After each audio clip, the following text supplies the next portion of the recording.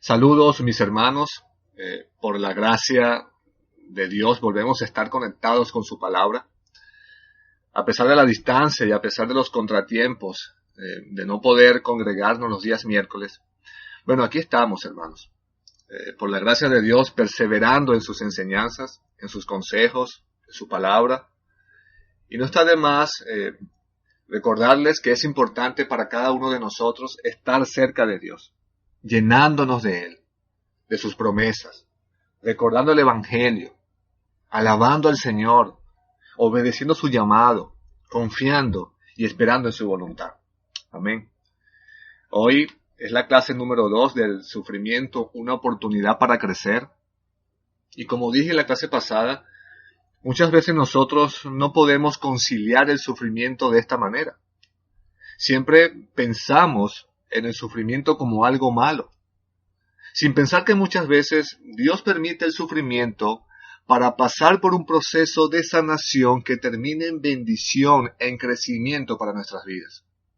Y ese es el énfasis de lo que hemos venido hablando hasta ahora, que Dios permite que caigamos en el hoyo del desespero para que lo busquemos solamente a Él como nuestra única esperanza, nuestro único consuelo, y es allí donde el sufrimiento, como dijimos, se convierte en una bendición.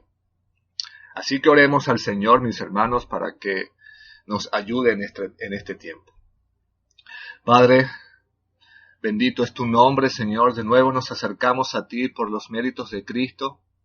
Oh Padre, permite que en este tiempo, Señor, tú seas glorificado en todo momento.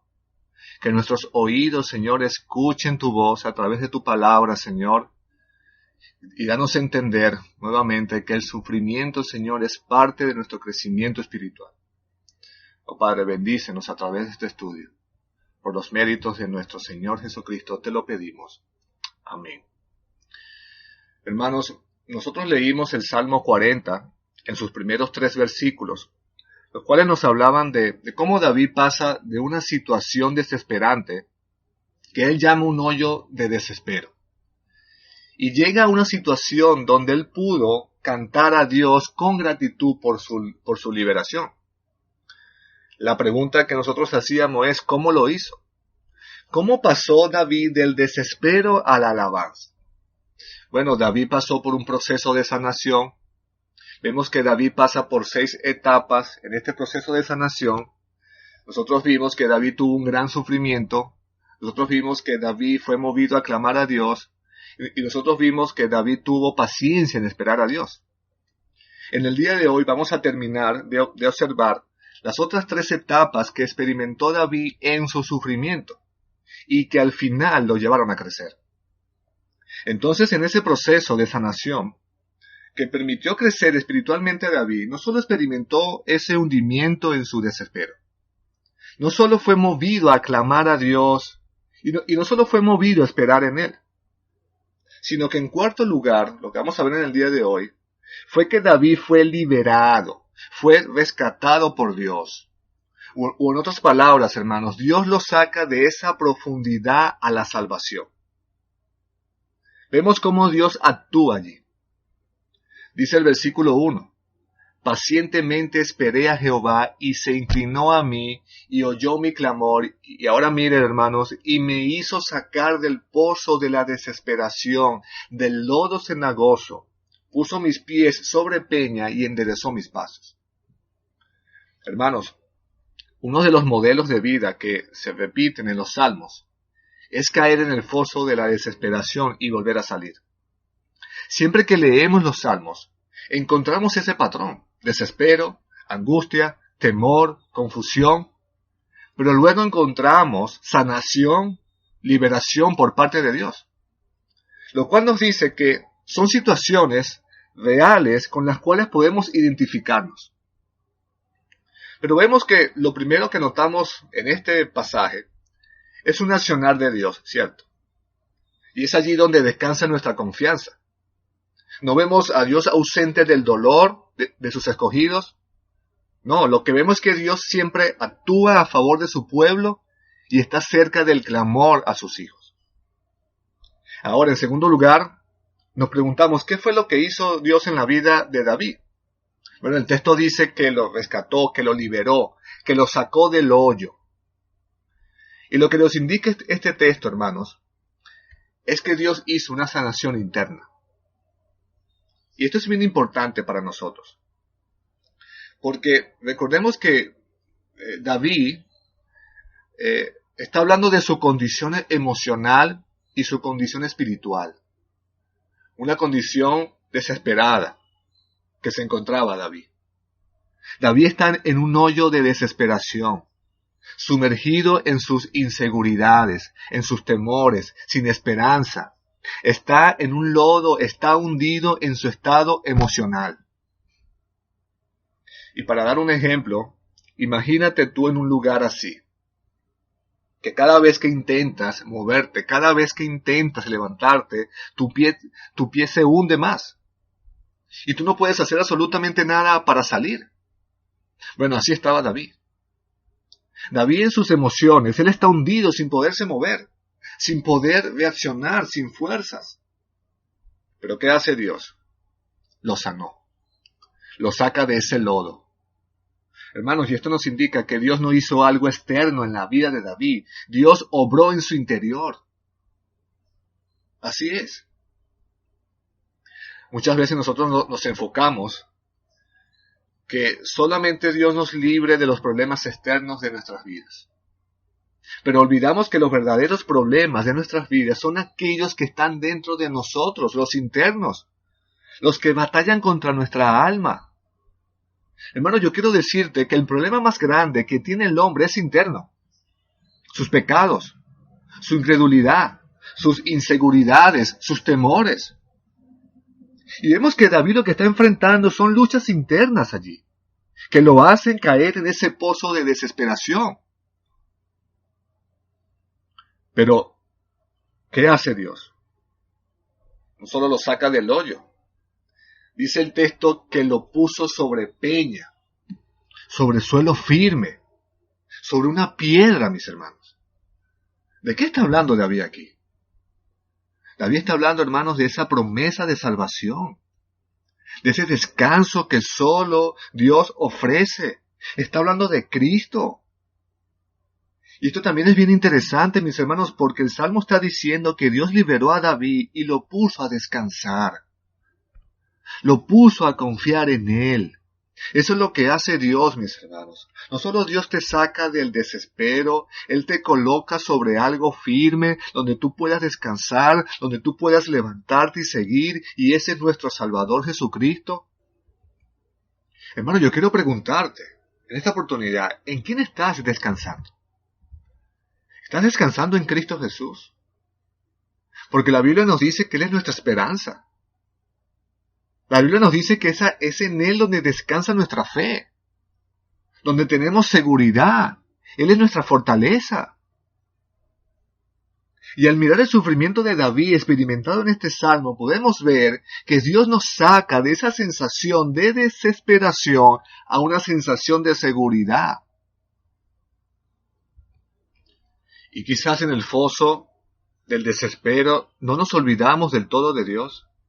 Pero sí podemos ir perdiendo el sentido de su presencia y de su consuelo. Y es allí cuando Dios nos rescata, recordándonos de sus promesas. Hermanos, decía alguien que la esencia del rescate de parte de Dios es volver a que tengas ese fuerte sentido de la cercanía y de la ayuda de Dios. Dios liberó a David. Dios rescató a David y lo puso sobre peña. Es decir, le dio otra convicción, una nueva convicción. Le dio una nueva esperanza en su sufrimiento. Pero el texto además dice, en cuarto lugar, que enderezó sus pasos. Y esto en el idioma original, mis hermanos, significa que Dios acomodó la cabeza, acomodó los pensamientos de David. David estaba confundido. Estaba desorientado, desubicado, y Dios le acomodó, le arregló la cabeza, sus pensamientos. Es decir, mis hermanos, ¿saben qué es lo único que nos saca de la confusión, de la desorientación, de la incredulidad, del desespero en medio del sufrimiento? Recordar las promesas de Dios. En ese momento que recordamos las promesas de Dios, lo cual incluye todo lo que tenemos en Cristo Jesús, el Evangelio, Él nos rescata, nos libera, ordena nuestros pensamientos. Eso es lo que sucede, hermanos, porque Dios sabe que es lo que más necesitamos en nuestras vidas. Estar cerca de Él y traer a nuestras mentes las incontables maravillas que Él ha hecho para con nosotros. El punto es, mis hermanos, que Dios abre nuestros ojos a la realidad de la incredulidad, diciéndonos que es nuestro enemigo y es nuestro problema en esos momentos. Y Dios se encarga de sacarnos de ese hoyo y colocarnos en el suelo firme de sus promesas de salvación. Dios activa nuestra fe y nos mantiene cerca. Recordemos que el sufrimiento se convierte en una bendición cuando nos mantiene cerca de Dios.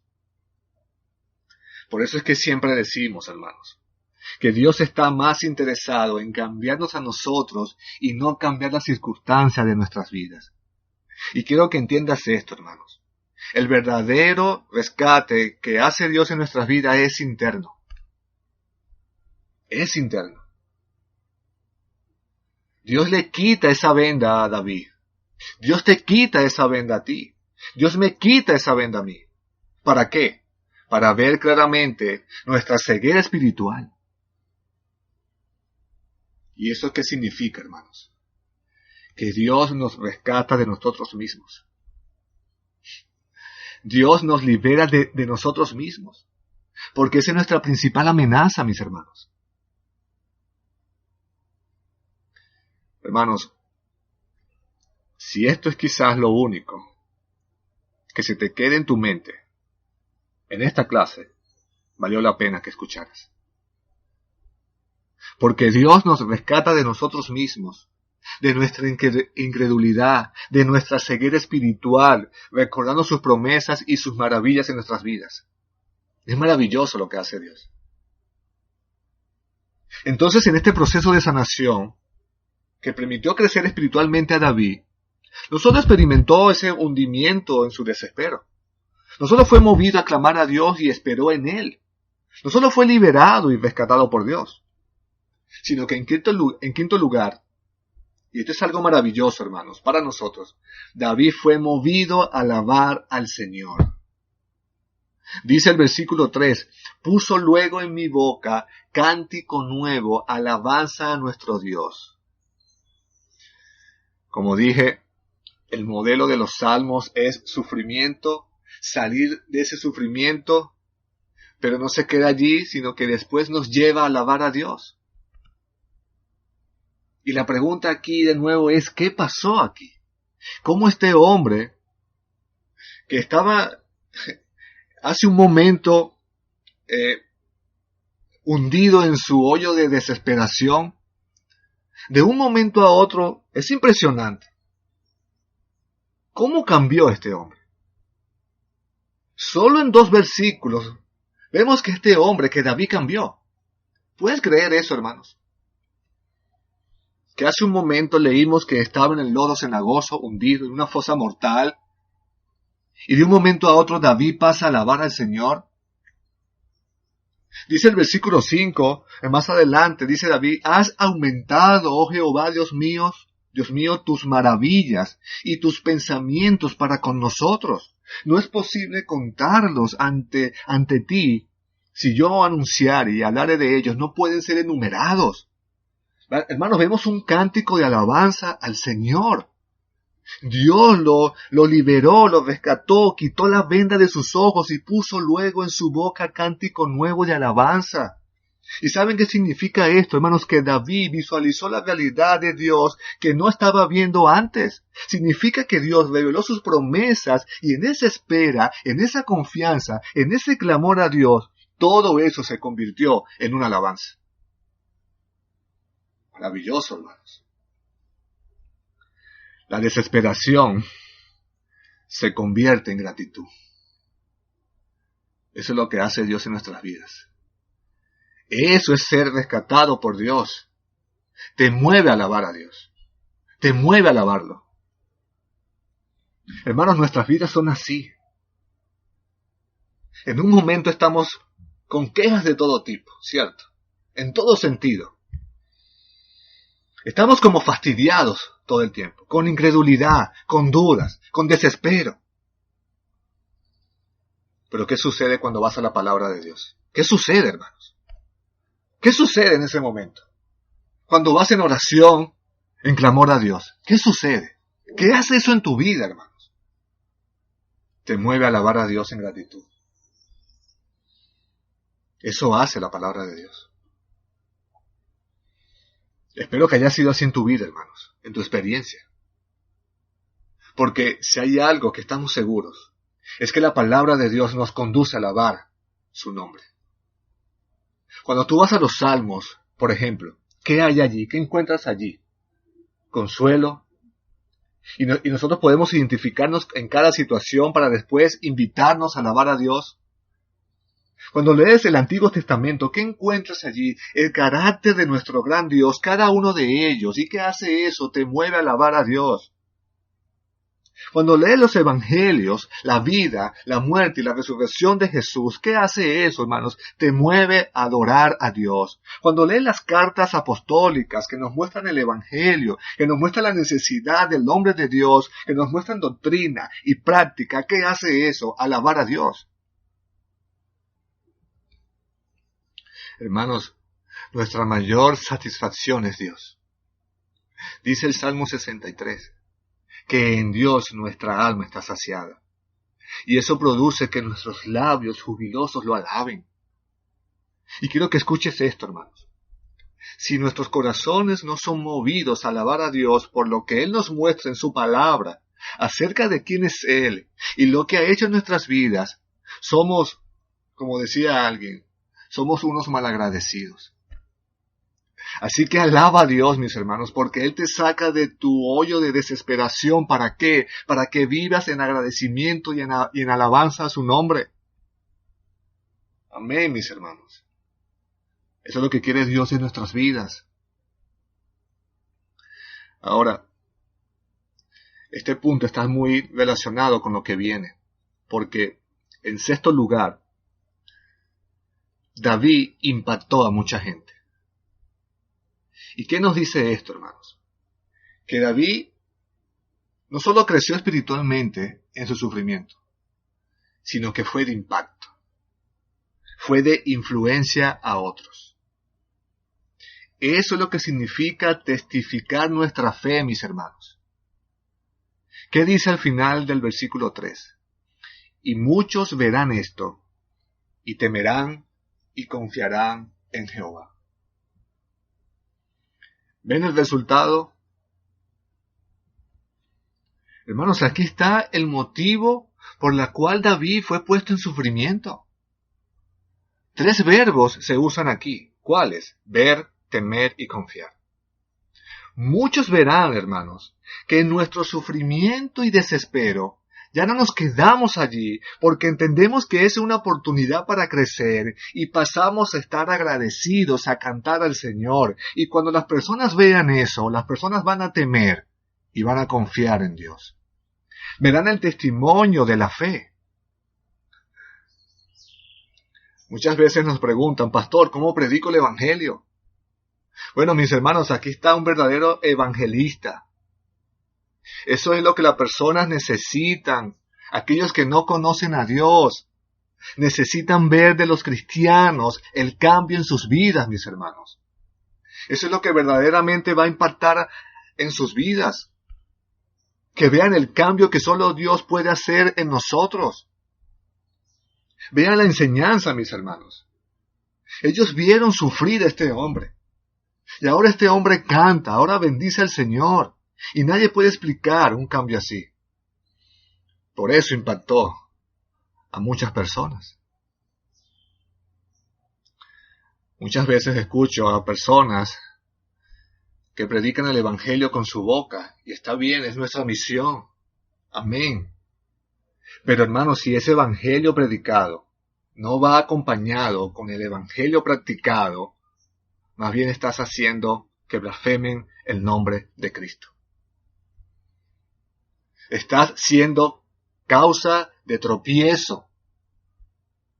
Así es, mis hermanos. Y esta es una muy buena pregunta para ti. Para nosotros, hermanos, para todos.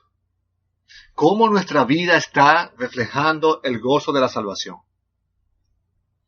¿Cómo estamos impactando nosotros a los que están a nuestro alrededor? ¿Cómo, mis hermanos? Cuando tú estás en cualquier lugar, ¿qué oyen de ti? ¿Quejas? ¿Fastidio? ¿O oyen gozo y alabanza a Dios? ¿Qué oyen, hermanos? ¿Qué te caracteriza? ¿Las quejas o el gozo? ¿Qué te caracteriza? ¿La demanda o la gratitud? Hermanos, y esto es algo bien serio. Esto es algo serio, mis hermanos. Ya basta de ser pasivos en esto. Ya basta de ser negligentes en esto. Esta pregunta, como dije, es para todos nosotros. ¿Cómo estamos impactando a los demás? ¿Cómo estamos mostrando la joya del Evangelio, mis hermanos? Yo me pregunto, ¿nosotros estamos aprovechando estos momentos de esta pandemia para vivir sumergidos en quejas, para ser incrédulos? ¿O para ver que Dios, mis hermanos, está obrando en su iglesia y está usando estos momentos para que nosotros podamos tener un púlpito en nuestros hogares, en nuestros trabajos, en cualquier lugar y predicar el Evangelio con nuestras vidas? ¿Estamos aprovechando el tiempo para eso? Temieron, hermanos, estas personas. Y ese temor hizo que muchos confiaran en Dios. Dice el pastor Luis Méndez sobre este punto: el evangelismo es cuando un incrédulo ve algo que hace a Dios hermoso, y ese algo es sobre todo el poder de Dios, su obra en la cruz. El evangelio, mis hermanos. Cuando nosotros mostramos el evangelio en medio de la crisis, eso impacta a mucha gente. Maravilloso, mis hermanos. Maravilloso. ¿Qué implicaciones trae a nuestras vidas esta parte? Que debemos vivir de manera transparente. Vivir una vida de autenticidad, mis hermanos. Donde el evangelio sea predicado con nuestras vidas y con nuestras bocas.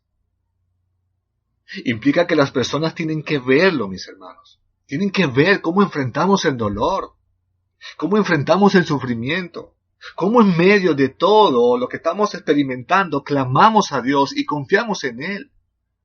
Cómo en medio del sufrimiento nuestros labios se llenan de alabanza con el propósito de que Dios sea glorificado. Hermanos, sin duda hemos aprendido mucho de la palabra de Dios, pero cómo ha influenciado nuestras vidas. Y quiero decirte algo más, mis hermanos. El crecimiento espiritual constituye un compromiso al cambio. ¿Escuchaste eso? El crecimiento espiritual constituye un compromiso al cambio. Así que la aplicación es el paso decisivo. No descuidando ni evitando aplicar lo que has aprendido. ¿Escuchaste eso? Podemos concluir, hermanos, que el pozo del desespero, el hoyo del desespero, la aflicción en la vida cristiana existe para que Dios sea glorificado. La experiencia de la vida aquí, mis hermanos, en este mundo, está registrada para ayudarnos a enfrentar el sufrimiento, no importa la aflicción que estemos pasando. Sé que lo hemos dicho un montón de veces, pero es así, mis hermanos. Recordemos que Dios escucha nuestro clamor. Recordemos descansar en la esperanza de sus promesas. Recordemos que Dios se ha prometido no volverse atrás de hacernos el bien, mis hermanos. Recordemos que tenemos que cambiar la manera de ver el sufrimiento, porque Dios permite el sufrimiento con el propósito de hacernos creer y para darle gloria a su nombre. Recordemos que el sufrimiento no debe sorprendernos, porque es parte de ese proceso de sanación y de crecimiento a nuestras vidas. Mis hermanos, que Dios nos conceda ver su soberanía detrás de todas las cosas que suceden en nuestras vidas. Sin duda puede haber un hoyo de desesperación, claro que puede haber. Pero esa crisis nos llama a clamar a Dios, a esperar en Dios, sabiendo que Dios obra al liberarnos, al rescatarnos, dando esperanza en Cristo Jesús, nuestra fortaleza, para cantar y alabar al Señor. Y que eso influya como un testimonio inmenso de nuestra fe para aquellos que están a nuestro alrededor.